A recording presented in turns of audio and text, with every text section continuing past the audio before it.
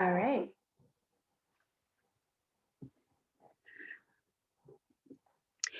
So Nicole, thank you again. Just thank you so, so much for sacrificing your time, and looking forward to everything you're going to share with me. And at your decision, you decide exactly where you want to hop in and what you want to tell me. It's all about culture, multiculturalism. And I'm so new to, of course, Bolivia. And as well, I don't know a lot about the Latinos culture. So today I am student, you are teacher. Yeah, no, I'm happy to help. So we maybe a good place to start might just be relative to your childhood, things in particular that stand out in your mind relative to things culturally that you did, you and your family. Okay, sure. Yeah. Well, I know for Bolivia, especially for Cochabamba, food is a huge part of just our culture. Um, it's interesting because it's not like you know how in Texas they have pride in their Texas barbecue, and um, I don't know, Philly, they're, Philly cheesesteak. So down there, it's just countrywide, our food. We've even gone into debates with other, neighboring countries like Peru being like, no, we were the first ones to make this food. Um, and so I remember my childhood was very food oriented, typical foods, like certain things. Um, I'll say the names, but I confuse everybody. Like tranca pecho, like sandwiches and stuff like that. And so the music too, folklore music. In every single party, the biggest things were always food and music. And I think it's because it's such a lively country, at least the city that I was in, that there's always, every weekend, there's always something. There's always some event, some festival, some parade. There's always typical food, there's always typical music, typical like dressing, there's a lot of costumes that they wear during, certain events, and like dressings with embellishments and stuff like that. And so I just remember my childhood being a lot of get-togethers, gatherings, people, food. That's one of my biggest memories. Yeah. Now, you left Bolivia at what age? Pretty young. At 11. At 11. Okay, great. So that's a lot of time for you to get to pretty much remember things Yeah. about your culture. And we also, I know I mentioned relative to values. If you were to give me 3 major values, what would that be? A major value for our culture, family, definitely. Family was a huge one. There was a lot of, I guess, honor and hierarchy in families, at least, within our, like my family's social status, um, to where everybody knew whose granddaughter I was. Everybody knew who my grandma was. Everybody knew kind of like, oh yeah, like our family unit. We had like a big house, and which was my grandparents' house, but my aunts, uncles, their kids and their husbands and wives, we all lived in the same house. It was almost like a big family unit. Nice. A lot of pets. Ignore the dog. Oh, okay. A lot of pets, you said. Yeah, so we had 2 dogs, 3 cats, one of those really big tortoises that you could like ride on his back, like a really big one. We had a parrot, like pirate kind of parrot. We had a monkey at one point who was cute. A bunny. What else? We had a big aquarium with like little crabs and a lot of fish, like a really, really big aquarium. Um, I'm trying to remember what else. We had a lot of animals. 2 chickens, which were one of them was my pet chicken, the other was my cousin's pet chicken. And then one day the chicken jumped the fence and the neighbor's dog ate them, or so we were told. But then the next day we had chicken for dinner. Yeah, so we had a lot of pets, and then my aunt had a ranch that was separate from the house that I grew up in, where she had horses. And so supposedly I had a horse that was left to me in my name, but I never met him or her because by that time I had come to Bolivia. But yeah, so a lot of pets. But the biggest value was just that the family unit. It was that loyalty. Our last name is, for my grandpa's side, Garcia. Not for my dad's side, it's Quiroz, but for my grandpa's side, it's Garcia. And I guess just because of the social status, we just had a very big understanding of what that means. Which came with a couple of responsibilities too. I think, me and Steve, I think we told you, within my family unit, there's certain families that the girls have to go to what's called princess school. So on Sundays, I would go to this thing called princess school, which I guess is the equivalent here to like cotillion. Okay. So you learn manners and posture and all these things, puffy dresses and tea parties. I hated all of it because I was a tomboy. But it was kind of one of those things that Had to do. yeah, because my grandma's status and stuff like that. So that kind of gives you an idea. Yeah. So you mentioned your grandmom's status. Tell me what that means. Yeah. So she was very involved politically. So she was, I'm not sure what she did, but I do know she was very politically involved. She had a lot of friends in office. My grandpa did a lot of real estate.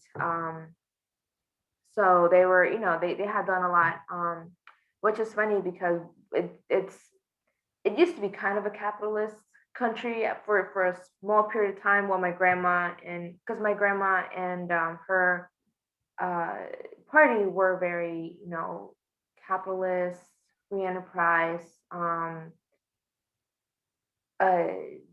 freedom, small government, stuff like that. I guess you would say they're more Republican or conservative if you equivalent it to here. But so during that time, my grandpa had, bought a lot of different properties, and they both came from poverty. Both my grandma and my grandpa came from very, very impoverished childhoods, and they had built a lot. But my grandma was heavily involved in politics. I remember the president at the time, his name was Boni, I believe, and he had like a big burly black mustache. I remember that. And they're still friends till this day. I see him on Facebook every now and then. But he was the Bolivian president during that time, where there was like, a lot of economic growth. And I remember him coming to our house to have tea with my grandma. So pretty cool stuff. Now, obviously, the president down there doesn't make as much money as the president of the United States. It's not like the same kind of equivalence, but it's still pretty cool. But yeah, so she has a certain level of influence, I guess, which I learned a lot from her. And yeah, unfortunately, in the years after that, socialism came into the country, and our governments completely turned over to someone that, I don't want to say dictator, but he overstayed his term of 4 years and 4 years, and then, I mean, he stayed for I think 15 years. Turned the country socialist. They took away 40% of my grandparents' assets. We did talk about that before, yeah. So that's kind of where that went. So a lot of my family's influence status kind of died down because of that. Obviously, their assets, properties were taken away, which is, it's kind of sad because my grandparents came from nothing and they worked so hard to build so much, and quickly taken away. But that's just kind of back into Bolivian history. That's really interesting. And I could actually 100 questions there, just in terms of how that was implemented. But I was tying into your values, which is family, and right away, what else hit my mind was relative to spiritual implications. So your religion or faith in particular, how that impacted you? Yeah, absolutely. So I grew up Catholic. I am Christian now, but in Bolivia, while I was with my family, we were all Catholics. And I think because of the influence and social status, we had certain, I guess, responsibilities. So my grandma made sure to always be at church, and she would take all of her grandkids with her. Um, so even though like my aunts and uncles were sometimes, busy with work or had other commitments, like grandma and the grandkids were always at church, guaranteed. And so yeah, I grew up and I went to a private Catholic school. Um, the uniforms and the nuns and Mhm. fun thing, the nuns are allowed to beat you up in Ooh. Bolivia. So I got the yardstick quite a couple times. I don't think that's allowed here, but that's the difference between a private Catholic school here and in Bolivia. But um, yeah, so we grew up very, very, I want to say religious based, not so much spiritual based as Christianity is in here, where it's more of a relationship with God. Over there, it was more of just tradition, and these are the things we have to do, I guess, for social status. At least that's the way I saw it. Mhm. It was the things we had to do because it was expected of us. But it was still very centered to where every Easter was a huge thing. Easter was, when you see Easter Sunday here, it's just a ton of families packing up a church. That a lot of families that usually don't go to church throughout the rest of the year, they just show up during Easter and Christmas. um but you don't really, I mean, stores, streets are all still the same. It's just another Sunday for most people. Whereas in Bolivia, Easter Sunday, it's like a street, a citywide celebration. We all go out into the streets, and we have a huge parade. And Palm Sunday is the same. Palm Sunday. I remember, is it Palm Sunday or Palm Tuesday? Um, Sunday. Palm Sunday. Okay. um, and I remember just having huge celebrations in the streets, parades, a bunch of beautiful palm elaborate. Like they took palm leaves, like long ones, and they would just weave them, and they just had these beautiful decorations with palms and like crosses that are wreathed with palms and stuff like that. Um, yeah, it was just with like the leaves and yeah, I remember having a lot of celebrations like that where it was everyone there is Catholic. That's just or some variation of Christian. And so even in schools, I grew up going to school. We had a pledge and a prayer every single morning. Mm. And then our school's anthem. So like the country anthem and our school's anthem and pledge and prayer. And so it was that discipline every morning to do that do that every morning before class started. And yeah, so it was very faith based, or at least religion based. I don't know to the extent of people's faith with that, but I did see a lot of traditions, a lot of celebrations, a lot of parties that were, God based. Mhm. Mhm. And I remember New Year's is a big celebration. Of course, your Liberation Day. Yes. Um, I would Um, imagine Christmas, of course, as well. Christmas is huge. The biggest one is we have a carnival in August. I believe that's during our liberation. I think that's like our 4th of July. Mm. Um, I think it's August. But it's a huge carnival. And it's a citywide water fight. We all go out into the streets. There's a parade, and throughout this parade, everyone has water balloons and water guns, and just complete strangers just having a citywide water fight to celebrate our freedom. Almost kind of replicating, the war that gained our freedom, but with water. And so you just have kids everywhere just soaked, and it's so fun. It's super super fun. And I remember that very very, that was something I looked forward to as a kid every single year. And yeah, so that's one of my fondest memories. And Yeah, there were some, naughty kids that would put soap in their water balloons, and so when it hit your eyes, it burned. But Yeah. that was only 1 year. I remember that was 1 year, and then that doesn't usually happen. That was just 1 year that one neighbor did that. Yeah. So sounds like a lot of fun. I love events and celebration, all of that. And then um, things changed. So a little bit about your immigration experience as you remember. I think you said you were about 11-ish. Yeah. Okay. Did I get the age wrong? I actually came here first, about a year. I'm sorry. I was wondering if I got the year wrong. You were about 11. Yeah, that's correct. Yes, I was Okay. 11. So my dad came here a year prior um, to kind of just try to set a foundation so that we have somewhere to come to. So for about a year, my parents were long distance by half a globe. And yeah, so he came here. He was actually an architect when he was in Bolivia. So Bolivia, he was an architect. When he came here, he started off working at McDonald's. Very glamorous, welcome to America. Didn't know the language. Okay. I wondered. Yeah, so he didn't know any English. Because I went to a private Catholic school, so they kind of started teaching English, but it was very basic, very, very basic English. But I kind of knew a little bit. When my dad coming here, he didn't know any. And so he worked at McDonald's, even though he was an architect in Bolivia, very well respected architect. Fun fact, he actually helped rebuild this town called Iquique that was torn down by an earthquake, and he helped rebuild the whole entire town. And in the middle of Iquique, there's like a main plaza, and in the middle, there's a plaque with all of the people that helped rebuild.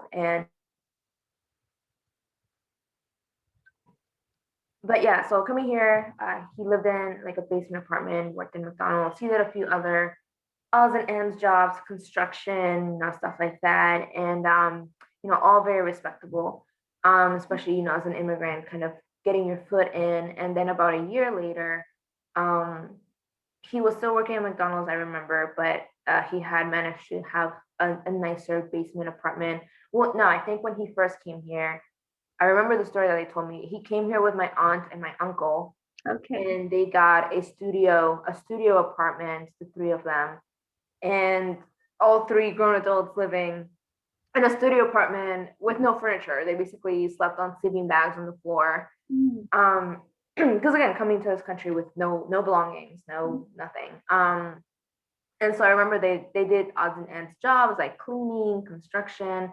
My aunt would go into construction sites with them to do like smaller jobs. And yeah, so eventually he got a bit of a more steady paying thing, which was McDonald's, still minimum wage, which till this day it baffles me how he was making minimum wage, supporting my mom and me. Eventually came up here. Then we have my younger brother, so there's four of us in a basement.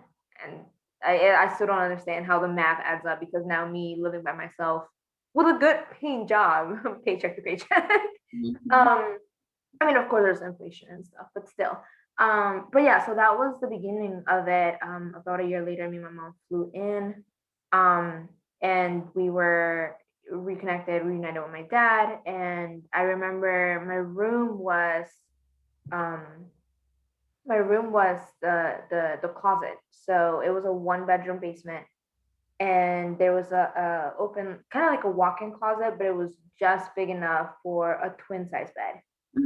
So you just open, it was like door, mattress, with a some kind of a level thing, so it's like higher up, so it's not just like a mattress on the floor. There was a bed, but I remember there's, as soon as you open the door. And so that little closet was my bedroom, and the shelving that was around the closet is where I put my toys. And it was all McDonald's, because my dad would steal. He was sneaking like one of the little dollar toys every now and then. And so because we didn't have any belongings, I didn't have any toys, like or any personal belongings.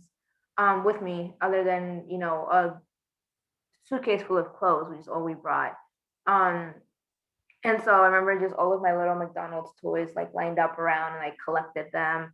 And then as far as clothes goes, you know, obviously we were low income. So my aunt and uncle that had come with my dad, they had a son, my older cousin, who we grew up together in the same house. Again, in Bolivia, everyone grows up in that same house. So I grew up with my cousin and my aunts and uncles. So he was kind of like an older brother.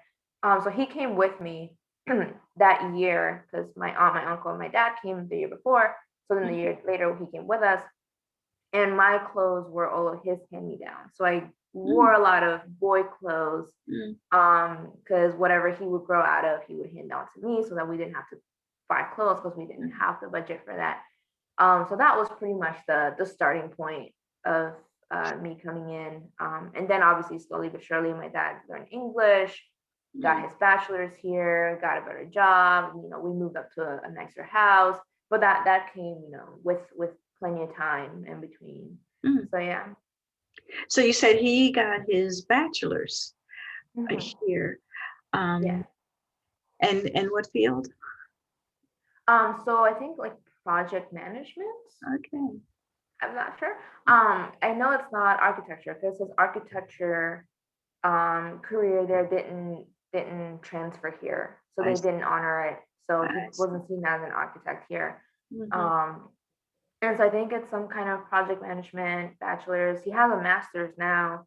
Not sure in what, but I know he's a project manager for a pretty large company. I mean, it's the American dream story is amazing. I have so much respect for him because coming into a country, you know, no more than 2 decades ago, and with no English, working at McDonald's.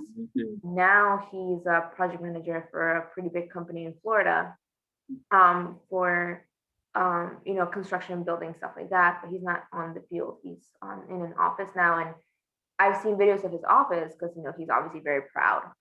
And so he showed me videos where he has a corner office. It's all glass. And Wow. look over the glass, it's right on the beach. So you just see the Wow. ocean. And it's gorgeous. And, you know, Yeah. it's so to see, you know, starting from the beginning and where he is now. And obviously he's still learning, he's still taking, you know, classes or credentials, and he's always, that's one thing he's taught me as an immigrant. um you have the like an underdog, so you have kind of the what's what I'm looking for. I don't want to say disadvantage, but you are starting from, you know, a couple steps back. You have the advantage of like the world is your oyster.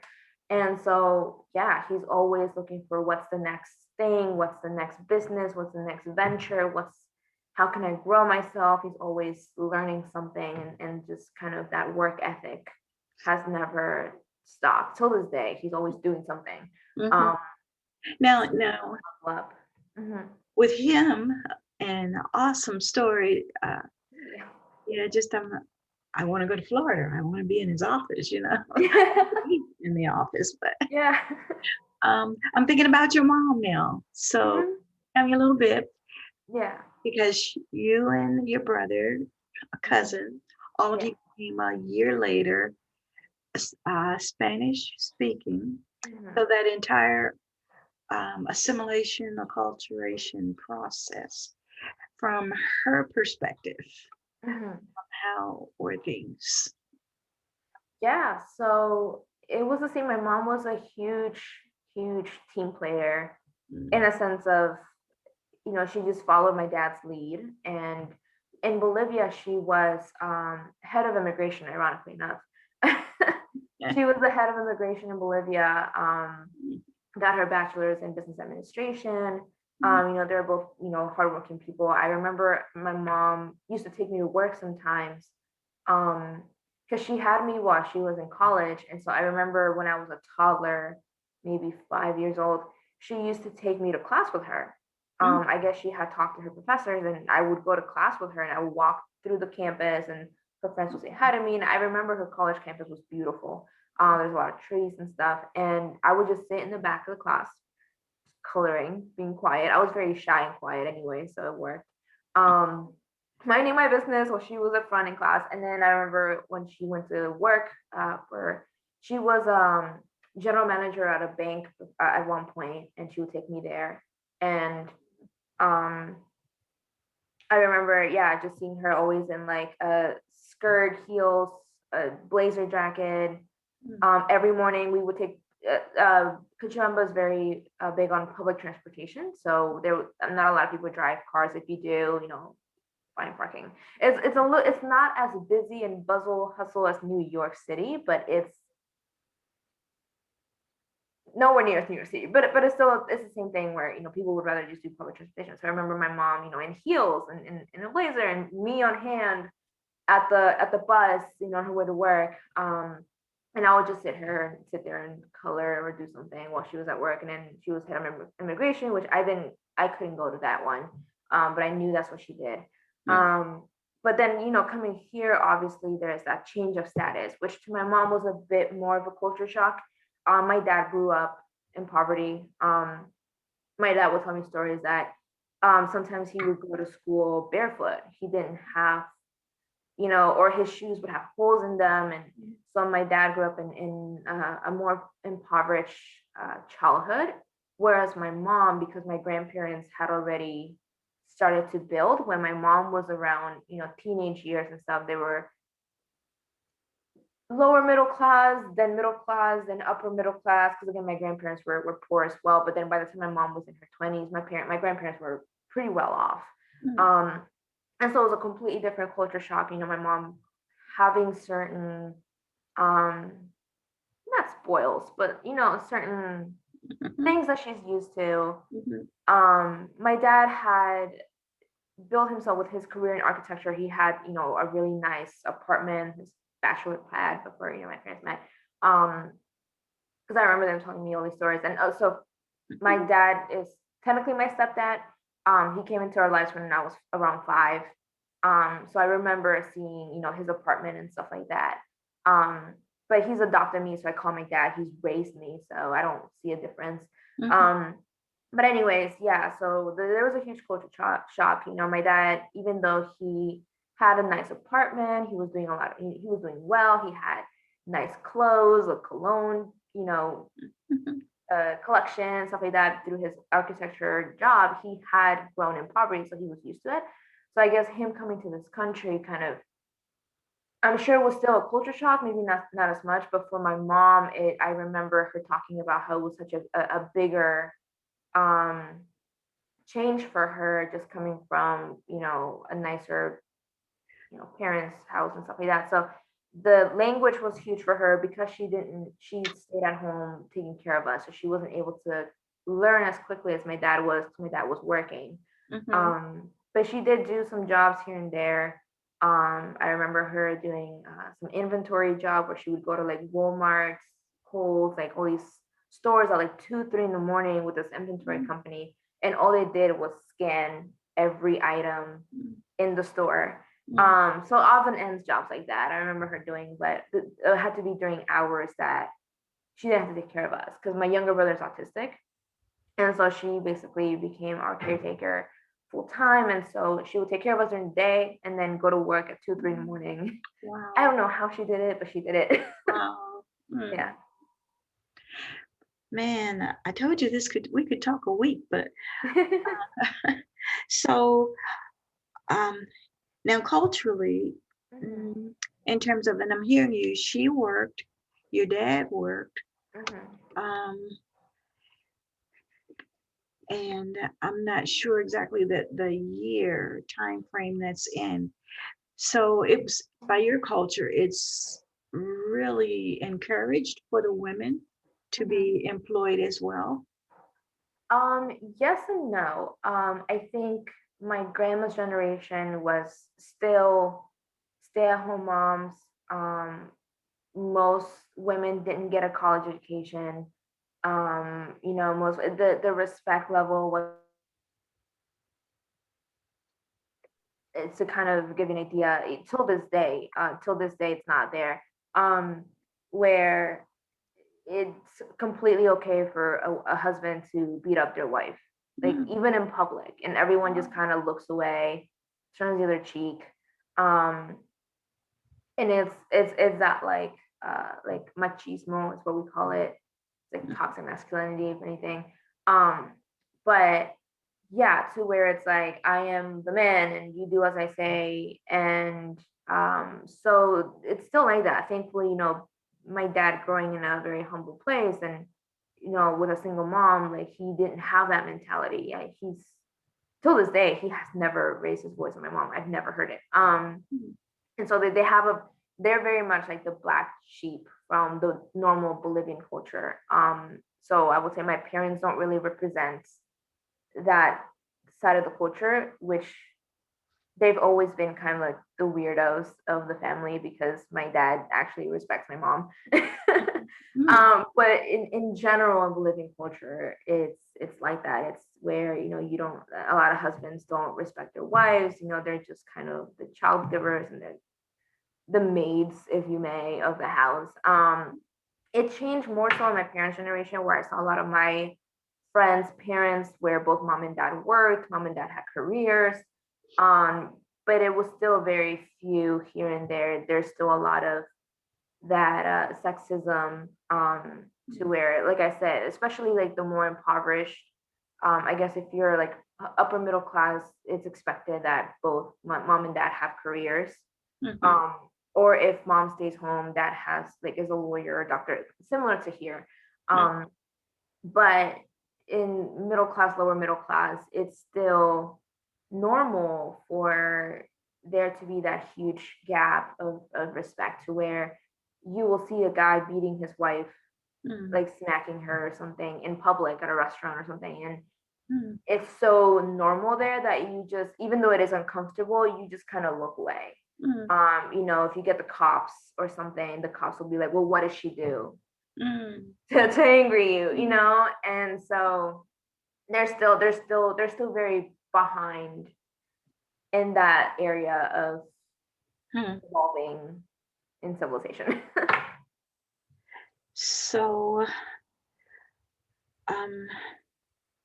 that makes me wonder then, as in terms of couples and marital relationships coming here, if you were to sort of summarize the difference, now I'm hearing you relative to acceptable, what we would call abuse. And though I know here there's lots of domestic, we do label it domestic abuse and that sort of thing. So now you have transitioned here. I'm seeing this teenager. A couple of questions tied up in here, and that's relative to discriminatory incidences or events that you in particular incurred, some overt, some more covert, but also then relationally, as a teenager and dating and guys entering into your space. So what was that like? Oh man, well, I have incredibly strict parents. But going back to the first question, the discriminatory part, it's funny because I experienced that myself, and this is just, I guess, my own story. I guess it's not necessarily part of Bolivian culture, but even in Bolivia, I experienced that, but it was almost kind of reverse, where so most Bolivians there are olive skin, tan, dark skin, black hair, and so my grandma's side is very, I think they're like German in some sort. So she had blonde hair, blue eyes, and so I came. And if you look at our school pictures, where like all my class, every year, it's the same thing as here, where you have like school pictures every year. I stood out like a sore thumb. I definitely stood out. I was very pale. My hair was a lot longer too. And so I remember getting beaten up a lot. Whoa. The kids would. I remember, at recess and stuff, I'd get cornered. And I remember one time I was like on the floor and they had cornered me and I was being kicked, and they were like, if we cover her in bruises, she'll look Nicole. like us, or she will be, Oh. it's totally fine. I'm over it. But yeah, so I did experience, I know they would pull my hair. Mm, They'll be like, oh, it's fake, and they'll pull it. I'm like, I'm in second grade. Why would my hair be fake? Um, mm, and yeah, so I experienced a lot of that. There's until this day, there's still a lot of division between um skin color, which makes no sense because we're all Bolivians. Like the immigration, there's not a lot of immigrants there. We're all born there, mm, and yet there's still that, and that was introduced through that, because I remember not being that, it not always being like that, but with that new socialist government, mm. the vision of you guys are different, and they were just pointing it out. And so I remember that growing, like it got worse and worse Mm, as the Bolivian culture kind of switched to socialism. um and to the point that that's one of the things that my parents realized, like we have to move to America. mm. um like I was always covering bruises. Wow. And so there was a lot of that, just because I looked different and because I was outnumbered.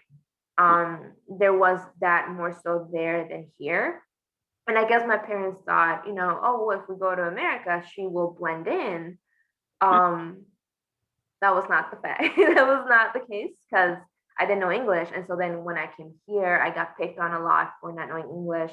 I think I told you the story. One girl in class gave me the purple Elmer glue stick, and I never seen that in Bolivia. We don't have, that's kind of fancy. So and I just saw this purple stick, and she was like, "Oh, it's for your lips." And so I'm like, no. "Oh, thank you." Like me and not knowing a lot of English, kind of like in sign language. Oh, like, "Oh, thanks." And so I like try to put it on, and she immediately goes, "Teacher, Nicole's eating glue," and like everyone looks at me, and I'm like confused. And so it's funny because I was actually, they made me take a test, and I actually skipped a grade because the academics in Bolivia were a little bit more advanced, to where in second grade we're already doing long division and long multiplication, whereas here they were just starting to learn 2 times 2 is 4. And so I was a little bit more advanced, with math and science. And so I knew I was smart. I knew I was smarter than those kids, but yet I was treated as if I was dumb Mm, because I couldn't communicate. sure. Um, and so there was that whole, the culture shift, and the I guess bullying the immigrant kid who doesn't know English. That's, everyone knows that's a thing. Mm, At least it was back then. I don't know how much schools have changed now, with people being more aware and mm, more mm. sensitive to things like that. But I know back then it was still very rough.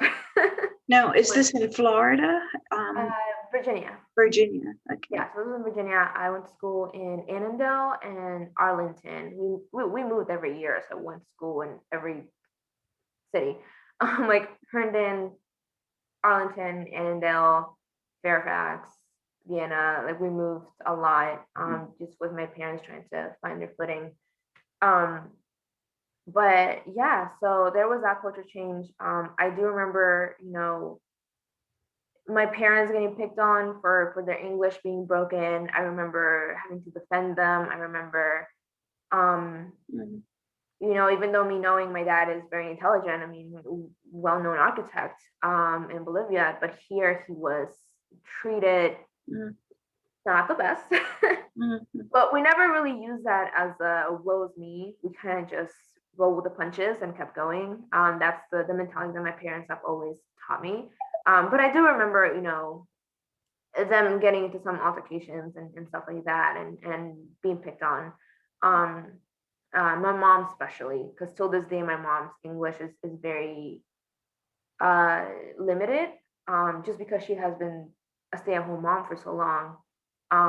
She didn't get the chance to go to school and work as much. She worked a little bit with the jobs that she had were mainly mhm, Spanish immigrants. So even with her coworkers, they spoke Spanish. And so my dad had more exposure to English. So my mom till this day still has broken English. She's going to school now for it, because now she has time, since the kids are grown. She now has mhm, is able to focus on herself. But mm. um my dad's accent is still very strong. I don't know how my dad's coworkers understand him, because I sometimes don't. His accent is very strong.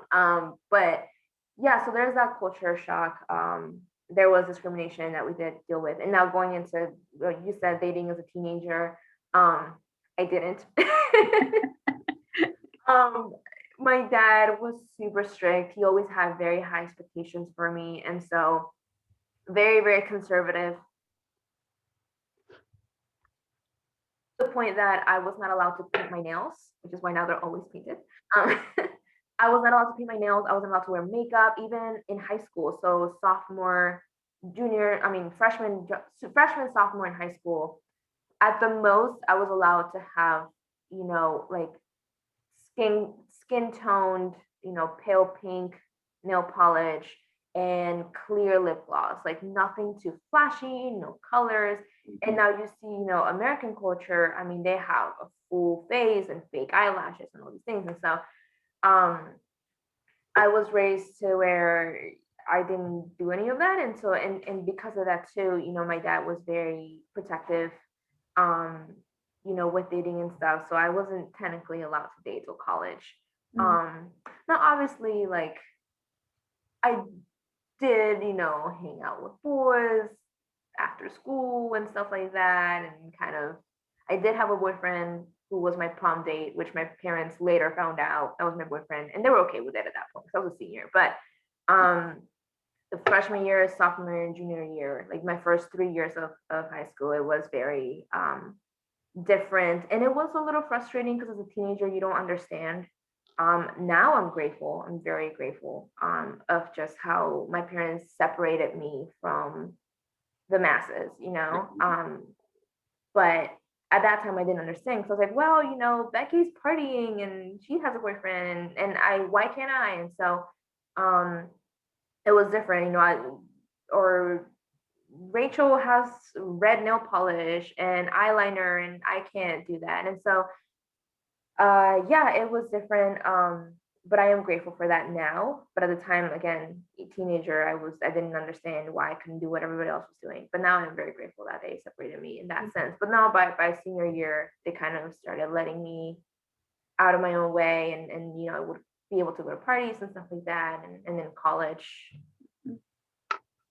this is kind of where they went wrong. College, they let go of the leash, and because I had never had that kind of freedom, I kind of overdid it, which I learned a lot of lessons. I grew from that. I'm a more mature person from that, but um, that was a little bit of that. But yeah, so there was that difference of culture of, because I had Spanish parents, I couldn't do sleepovers, I couldn't do parties, I couldn't, whereas you would see a lot of American parents, especially the notion of at 18 you're an adult. Mhm. At 18 you can make your own decisions. Mhm. At 16 you can drive. Mhm. My parents were like, not in our house, you're not an adult until you get married. And so I'm like, so I'm supposed to stay under your roof and under your command until I get married? Mhm. Because in Spanish culture you get married in your early 20s, but in me, I'm like, well, I want to focus on my career. I'm not going to get married till like my late 20s, early 30s. This isn't going to fly. So we had a lot of that like Mhm. culture debates of, I'm not going to follow your rules. We're in America. Things are different here. Mhm. And then they were like, well, it's still our house and Mhm. all of that fun stuff. Interesting. That's exactly where I was going in terms of getting questioning you. Mhm. So now you're college age Yeah. and you're living at home, Mhm. and they have boundaries, and culturally now in America you're getting a different frame of reference. Um, so you went to college, Mhm. and did they define more so for you what you were to study, who you were to become? Not so much. I studied biology and pre-med, and that was something that even as a, a young kid, toddler, I've always wanted to do. Um, and it's just that I had an idea of what that would look like, and then in college I realized this isn't what I thought it was, so I Mhm. changed. But it wasn't because my dad finished valedictorian, both my parents were top of their game. There was that pressure of, I can't study art, like especially as a um, first generation immigrant going to college, Mhm. there was a much bigger Expectation. expectation. Thank you. Yeah. So it's like we didn't sacrifice all of this for you to study art history. We didn't sacrifice all of this for you to study. Mhm. Um, I don't know what's another, communications or something that to them was not the Mhm. goal, and so it was always you're either a lawyer, a dentist, or a doctor. Okay. Now, thankfully, or an architect or an engineer of some sort. So thankfully, so I didn't feel like they forced me, but I did feel like there was the expectation of um I can't fail. I'm not allowed to fail. Mm. And so I learned now as an adult and as an entrepreneur that failing is a good thing. You succeed more when your failure rate is higher. Mm. But they didn't teach me that. They taught me failure is never okay. And Mhm. so then learning in experience was not something that I was familiar with. It was always I have to do it good the first try, or Mhm. it's no good, or Mhm. it's Or trash. your failure, kind of. Right. And so yeah, there was that difference where I saw friends be like, "Oh, I don't know what my major's gonna be. I'm undecided, or I'm just figuring it out, or I am a communications major. Nothing against communication majors, but or like history major. Mhm. Again, nothing against them, but it always confused me because I saw the difference of expectation. I saw how their parents were like, as long as he's in college, or as long as she's in college, like Mhm. they'll figure it out. Whereas to me, it was you need to know what you're doing because we've sacrificed too much for you to not have a game plan. And I'm like, Well, I'm only 18. so now, and this is getting into, I guess, the culture here Mhm. as an immigrant. I don't know what kind of financial packages were at your access to Yeah. facilitate the expense of college and So I wasn't a permanent resident yet, or really had much of a immigrant legal status, um, for other reasons. But yeah, so I had no financial aid, and I was actually paying as an out of state international student. So whereas tuition was, let's say, $100 per credit, I was paying $300 per credit. So it was triple the price as an international student. wow. Um, and so my parents at that time, still weren't financially where they are now. So my dad was, still working overtime. My mom was working, night shifts. We were living in a small apartment still. Now they have two properties in Florida and like a, corner office overlooking the beach. Like they've done so much, but back then they still hadn't gotten their footing. We were still very much struggling financially, and so for me to have to pay triple the cost of normal tuition, Mm. also kind of went into the I can't choose Mhm. a undecided major or a major that isn't really Sure. guaranteed, right? There's a bigger investment there, so therefore bigger expectations, and so I my parents paid my first 2 semesters of my first year, I believe, my first like 2 semesters. Um, they paid for it, but then I saw how much strain that put in them. And Mhm. so after that, I was like, I'm almost an adult. I want to be independent. Let me pay for this. And so I had multiple jobs. I don't know how I did it till this day because now I can't do more than two things in one day without being exhausted. But I was a full-time student. I had like three part-time jobs. So I was a um, receptionist or a front desk at a restaurant. Not receptionist. What is that called? Anyways, at a restaurant. And then on the weekends, I worked at a restaurant in DC. Or no, on the weekends, I did weddings. I was doing weddings since I was 16. So I worked in a catering company, um, doing weddings, as a server. And then so after school, I had that. Then some of those days, I went to a restaurant in DC where I was a host. That's the word, hostess in DC. And so I would take the metro all the way there, come back home on the metro by myself at 19. at 2 a.m, which I now realize how dangerous that was. And then somehow go to school, and at one point I was dean's list, which again to this day I don't understand how. I was tired 99% of that time. I don't remember most of it. But yeah, I paid my way through school, paid for a very junky car that died on me in the middle of the road at one point. But and it was because of, again, that I saw my friends, where a lot of my friends, their parents gave them their car at their 16th birthday, a brand new car on their 16th birthday for getting their license, stuff like that. Or for graduating, they got a car. My high school graduation, I just got a piece of pie. But it was that difference of culture. And not all my friends, some of my friends, whose families were also low income, they had to buy their own cars. Like, not all of my friends, but I did see some friends, you could definitely see the difference of the expectations weren't as high, and a lot of things were kind of handed to them just as part of the difference of the culture.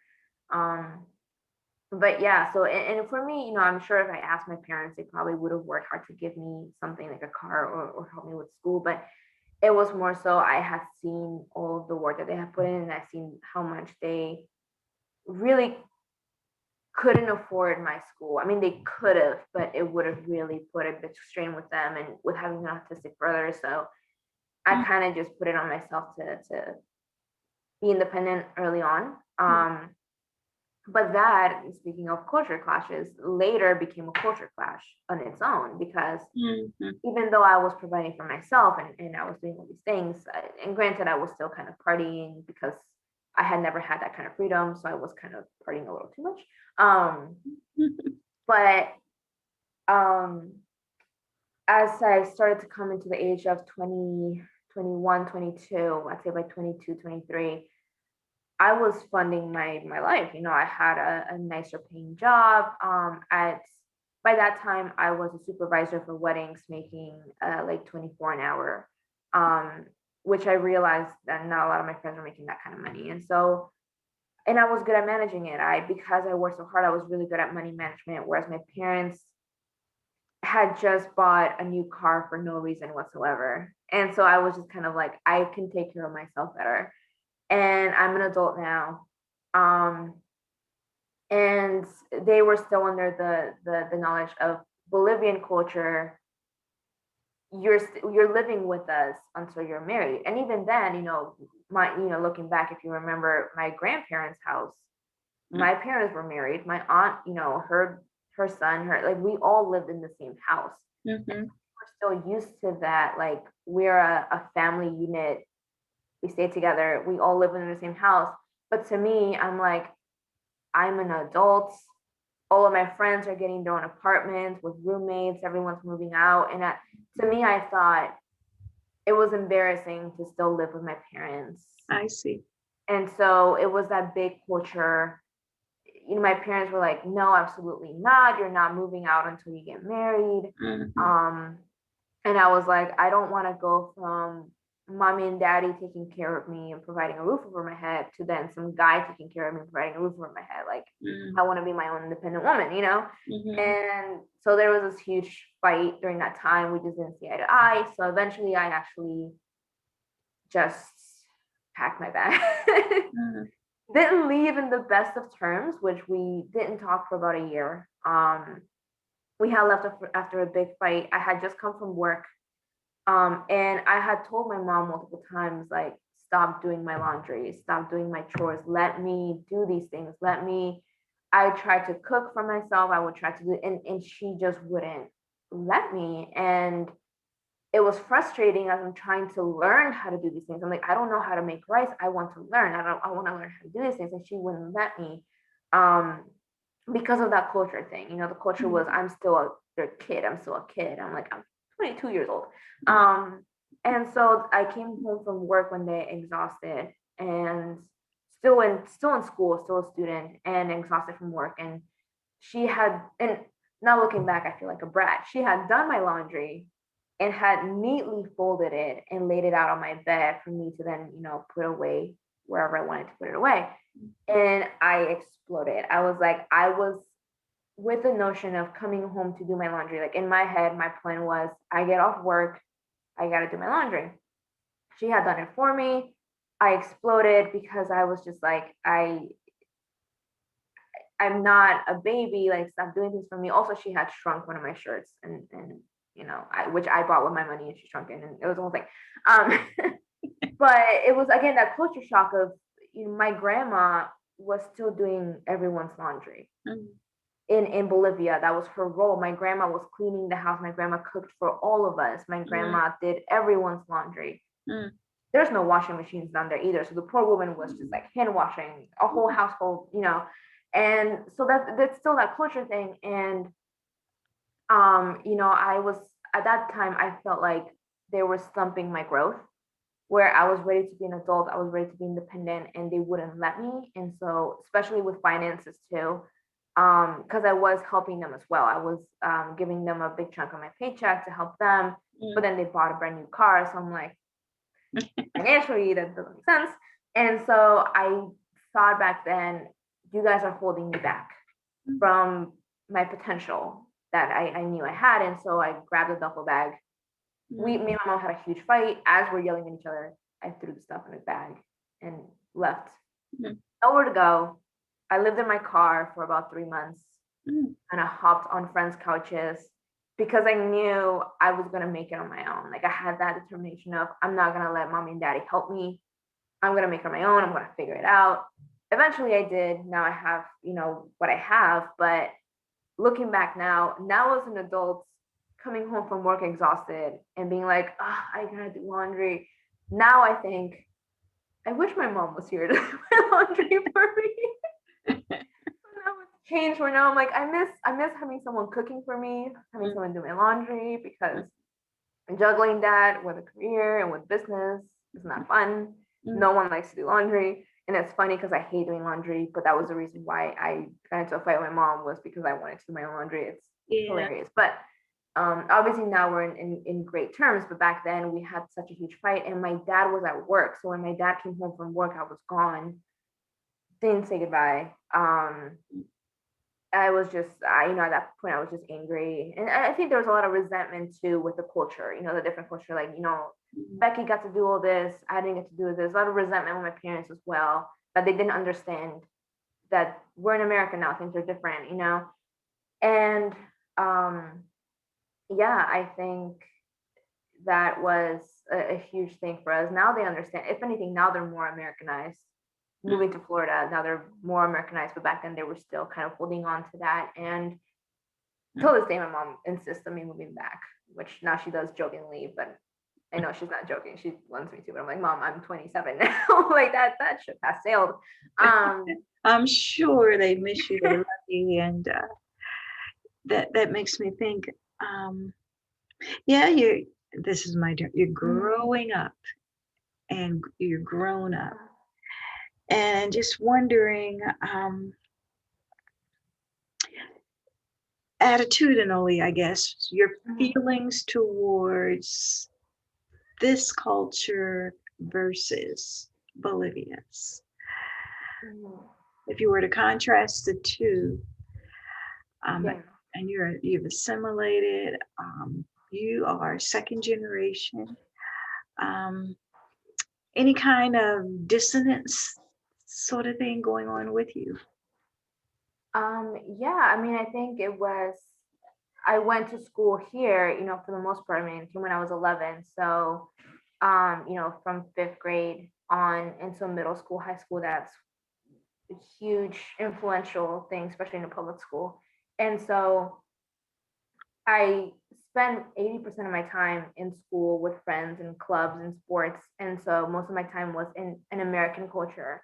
So I was assimilating to the American culture faster than my parents were. And so there was that huge clash of, and then me coming here when I was 11, I remember Bolivian culture. I remember, Princess School and the cotillions and the family expectations and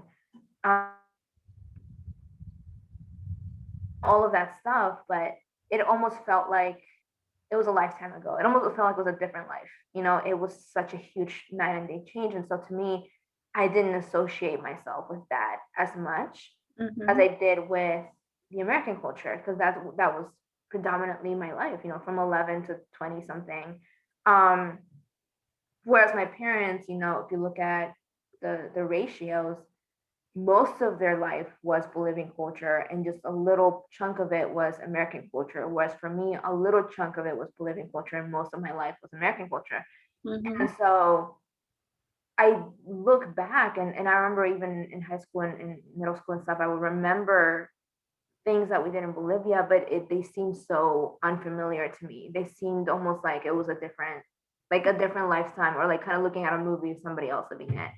Um, and so there was that huge difference of communication with my parents because they didn't understand that, you know, they didn't understand that I didn't see the world the way they saw the world. I see. And so, yeah, and so I think there was a lot of, in a sense, I don't know if it was resentment, but it was a lot of, I am trying to, because society here tells me, go to school, get a job, move out. And so I saw all of my friends in the same age moving out and with their parents' blessing. You know, their parents would help them pack, they move out to college, or they get an apartment with their friends, and they would like help them pack and move out and be like, if you need anything, you know, you can always come home. And I saw that and I thought that's what we're supposed to do. And so I'm trying to do what society is telling me that I'm supposed to do at my age. And my parents don't understand that. They think I'm being rebellious. And so it was that big difference of, Mm-hmm. you know, for me, a successful person by 25 has their own apartment. You know, a successful person, this is what it looks like to be successful in your 20s. And I was trying to do that, working really hard at doing that. Mm-hmm. And yet my parents were like, no, that's not what we have in store for you. And so there was that huge difference there. And given that, and I thoroughly, you know, recognize um, the distinction. Mm-hmm. So here you are now, let's just say, and you're, you know, I don't know, anticipating you're going to get married, you're going to have a family. Mm-hmm. So, in terms of those principles, that philosophy, defining adulthood, Mm-hmm. independence, where do you lean? Or have you somehow or another correlated the two mindsets? How does that look for you? I have, because like I said, now as an adult, I appreciate a lot of it. Whereas I was trying to rebel back then and trying to be my own person now, which I think that's not so much a culture thing as it is just normal teenagehood. Mhm. Um, Okay. but I now look back and appreciate the tight family unit, you know, because I did also see on the other hand, on the, you know, flip side of the coin, how I had friends that because they were so Americanized, if you may, they didn't eat dinner together. You know, I would go to friends' houses for dinner and I was in shock of how you would just go into the kitchen, like mom would cook, but then she would leave all the food on the pots on the stove and you would just get a plate, make your plate and take it to your room and eat by yourself, watching TV or whatever. Mm-hmm. Um, Nobody ate in the dinner table together. They just kind of, whenever they felt like going down, making their plate, taking it to their room or their office, whatever. To me, that wasn't right, Mm-hmm. um, because there was such a value growing up. And every single time my mom would make the table, I'd help her make the table. We would talk about our day. We would, you know, sit down all together in one Mm-hmm. table and eat. And so that tight family unit Mm-hmm. that I tried so hard to escape, you know, in a sense, to try to forge my own independence, I now look back and really value because I see the difference of um, just the fundamentals that has instilled in me, Mm-hmm. the security, you know, the connection, you know, the connection to having be able to debrief your day at the dinner table and talk to each other and stuff like that. You know, really bond as a family. It kind of makes it a tighter family unit. And I think, you know, now as an adult, would I be as strict in a sense of, you know, yeah, I'd still be strict, I'm sure, because my dad has rubbed off on me a lot. But I would still understand that there's a certain age where you, it's not, I think the difference between Bolivian culture and you know, American culture is Bolivian culture, you dictate your kids until they get married, in a sense. Like you control all their decisions and stuff like that until they get married, which because of that sexism, you know, full circle, that's what leads to women just like going from parents taking care of them to a man taking care of them, and they don't get that independence, and that's how you end up in those um unhealthy marriages with abuse, you know. Mhm. And so for me, I would definitely do more so of, it's not my job to you know, take care of this growing adults. It's my job to equip them so Mhm. that they can then go out into the world and they have that foundation that has been instilled in my time with living with them. But then when it's their time to, you know, leave the nest, if you may, Mhm. I've equipped them to then they have the proper tools to go out on their own. Mhm. Whereas in Bolivia, that's not really the mindset. The mindset is Mhm. you take care of them until somebody else can take care of them.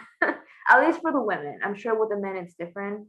So I can't really speak from a man's point of view as a Bolivian, but from a woman, that's basically it. It's you take care of them until somebody else takes care of them. So now, as far as you're concerned, where are you at this point? Assessing your own philosophy in terms of, let's just say you have a daughter and she's 18, Hmm. um, and hmm, what's your opinion in terms of her leaving home, being on Hmm. her own, that entire transition phase? Yeah, I mean, I would trust that I did the best job that I could in those 18 years to equip her to teach her right from wrong. I also know that having too tight of a leash of just being too strict, and then when they leave, that I've seen what that does in my own life, and how damaging that was, in a sense of I wasn't even allowed to, you know, I couldn't do anything. And so the minute I went to college, I almost overcompensated Hmm. to where I guess my guardian angel was there all the time, thank God, but things could have gone wrong. um, you know, I did have a little bit of a reckless phase because I never had that level of freedom. And so I couldn't even go to sleepovers with, you know, friends or anything. Hmm. And so I think I would obviously still be strict, still be vigilant, but I would put more work into earning my kids' trust, because I don't think my parents ever did that. My parents just assumed I would do as they say without really telling me why. Um, and so just to follow orders without really knowing why, and me being who I am, I don't follow unless you tell me why. And if I think this is a good, you know, I don't just blindly follow, in a sense. You know, I've I always been see. like that. And so um I think they didn't make as much emphasis of building that trust of, hey, I'm going to let you go to this party because we have that trust that you will come home at a certain time and you won't make the certain decisions because we have that relationship. They didn't really do that. They more so just said, you're going to do as I say. And so I know now the difference that that makes of, I'm sure I would equip my child to know right from wrong, to have that trusting relationship where I will let them do certain things, trusting that they're not gonna let me down, and them knowing that if they let me down, there is that trust in that relationship that, you know, it would be more of that sense instead of just you do as I say because I say so without really any explanation, because there's no trust there. Um, So while you're there, um, mhm, caretaking, and I mean it in this sense, sort of two questions here. And you're single on your own, doing mhm, well. If and Lord forbid, there was some kind of an incident or something occurred where you needed caretaking. Um, Yeah. Having said everything you've said, I want to know your frame of reference there. Who would take care of Nicole? And Mhm. relative to aging parents, and I don't know your parents' age, and you have a Right. brother. But in the future, yeah.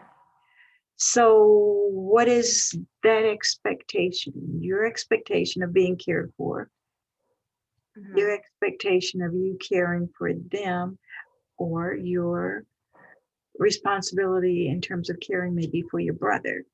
Yeah. So that's interesting because of that tight family unit, Mhm, even though we've had our ups and downs, if let's say like I need surgery or something, the first thing I would do is go to my parents, because who else is gonna take care of me better than my parents? At one point I did still have that stubbornness of I'll take care of myself. mhm, I will crawl down and make myself soup with a cast on. But now as an adult, and this was still, my stubbornness of trying to get my independence. But now as an adult, I realized like, no, like your parents are your foundation. Like they're gonna hold you when you can't hold yourself up. mhm, So I would definitely go to my parents if I ever need caretaking, with God forbid that ever happens. I might need knee surgery, so that might actually happen. mhm, But yeah, and then as far as my parents, I don't believe in homes. I don't believe, because again, that comes from the culture. With my grandparents all living in one big house, you're born in that house and you die in that house. Like that's it. And then that house is passed on to the next generation. mhm, Um, and so I still embody that belief, coming here, seeing how, you move away from your parents and you all live separately, that's fine. But then when your parents are old, you still live your own comfortable, independent life and you just send them somewhere else to be taken care of by a complete stranger. That to me, I don't understand. That's mhm, your family. Again, that's that tight family unit. So yeah, I would definitely take care of my parents. Um, Obviously that's why I work so hard too, so that I have the means to one day do so, in a sense of even having, I always dreamed of having a family compound, to where just a lot of land, couple acres, and just like one or two or three homes within that. And then, that way they can age gracefully, and go out gracefully without having to, because if you think about it too, taking care of your parents is a responsibility, in a sense of, if I don't work well enough to provide for my future kids and build, now that I'm in my 20s, and this is the age to build, to create that foundation, to create that home for them in the future. um let's say I'm 60 something, or not even, 40, 50 something, and I'm still living in an apartment, or I'm in a small home, paycheck to paycheck, and my parents need a place to go. Then, I'm, stuffing them into the room, like the office room, or the basement, and it's uncomfortable for them, and they probably feel like they're in imposition, like they feel like they're a burden, and I never want that either. So I don't want it to feel uncomfortable. I want it to be, because they work so hard, they've sacrificed so much. So I would want that to be a graceful way out of, they get their own house, maybe within a family compound. So we're still like neighbors, in a sense, or um and stuff like that, to where they don't feel like a burden, or they don't feel like they're in my way. Like, if you look at, like, a small townhouse per se, mhm, and like with your parents, like that's a crowded kitchen. And so that's just how I envision it. That's my big goal, how I see it. Obviously I don't know what the future looks like, but that's my goal that I strive for, because I do believe in the family unit. Very, very strongly. So yeah, and then obviously my kids would be taken care of at that point. Would have taught them to be independent, successful people that will now go out and build their own. The way I built my own, I will teach them to build their own, so that if they want to have a family compound when I grow old, I can be taken care of. And stuff like that. So yeah. mhm. And now, just because I'm curious relative to siblings, Mhm. and you had the one brother, Yeah. so just adding a little bit more of a dynamic in there relative to him, his family, Yeah. how all that filtered. So my mom's expectation is that she is going to take care of my brother till the day she dies. Um, and that breaks my heart because she never really got to have her own life. And so little does she know, my expectation is different. So what she sees her future as, this is gonna be my job till I can't anymore. I work really hard and I build so that I can, take care of my brother while my parents are still young enough to where my mom is able to enjoy her life and her time. Um, and my mom has said it many times, she's like, no, I won't let you. Like, you are your own person. You have to do your own thing with your own children. I'm like, yeah, but he's my brother. It's not a burden on me. He's my brother. I love him. And he's almost like my kid, like I helped raise him, changed his diapers, the whole thing. He's a whole decade younger than me. And yeah, so I would and that's why I work hard now, because I would want to have a house that's big enough Mm-hmm. to where he can be with me, to where I don't have to have a day job, and I can have the time to, one, I want to be a stay-at-home mom and I want to homeschool my kids because public schools are a hot mess. Um, so I do want to homeschool my kids, and with that also just have that time to be able to spend time with my brother, because my brother, he can take care of himself to an extent. Mm-hmm. um and even, long term, envisioning that family compound, maybe give him a little apartment style, like a smaller, house that, has your own kitchen and your bedroom, like a little studio apartment looking thing within that compound where he gets to, because I'm sure he doesn't want to feel like a burden on other people, either, because I'm sure he's somewhat aware of his condition. And so I want to be able to give him that freedom as well. And give my parents the freedom of, I got this, you can rest. Mm-hmm. So Nice. yeah. Nice. Well, now I don't know, in terms of your connections with other Bolivians here in America, are there special clubs, organizations? Yeah, so like I said, our culture is big on parties. Mm-hmm. So we throw a lot of parties, even here. um Gatherings, family gatherings, food is huge for us. But we do have, so our folklore dance, which there's a lot of feathers and elaborate costumes and stuff like that, and there's multiple different types of dances with different types of costumes.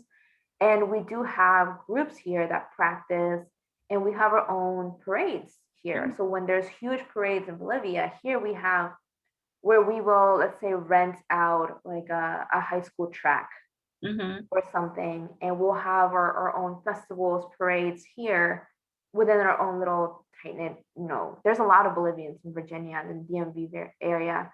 And so yeah, there's a huge, and I think that's why a lot of immigrant Bolivians come directly to Virginia, because they know this is the hub. This is where all the Bolivians gather as immigrants, and we help each other out. And Mm-hmm. like, hey, I'll help you get a job, and stuff like that. But yeah, so we do have a lot of parades, which I would love to, bring you and Steve and everyone to one of these Bolivian parades. I don't know if, obviously last year we didn't have anything because of COVID. I don't know what it'll look like this year, but come August and stuff, we have huge parades with all these costumes and dances and stuff like that. And it's a little bit of a taste of that here that we try to hold on to. I'm curious. So I haven't Googled it in terms of Bolivian restaurants and wanting to try some of the foods. And Yeah. but There aren't any in Maryland. I no. Googled it. I was disappointed. Maryland has let me down. But there is a lot, especially in like Arlington Falls Church towards DC. Okay. There's, a couple of really well-known ones that all Bolivians know, like Luz Mary's. Luz Mary's is a huge one that it's a small building, but every single Bolivian knows that place. We all gather there for the food because it's such a strong part of the culture that um when you're homesick, the first thing you miss is the food. It's just such a strong part of Bolivians. So yeah. Mm. Wow. Yep. Well, I'm so glad the Lord sovereignly just let our paths cross and the fellowship. So much that I'm learning and enjoying. I just think you're an amazing, amazing person. And I know we'll be talking a whole lot more. It is 9, and I know that was our commitment. But you have my number. I have Yeah. yours, and I know we'll be in touch. Okay. Yeah. Thank you so much, Mrs. Lees. Thank you. And we've got lots of movies that we need to watch together. Yes. All right. Well, Lord bless you, and we'll talk soon. Dear God bless you. Have a good one. All righty. Bye-bye. Okay.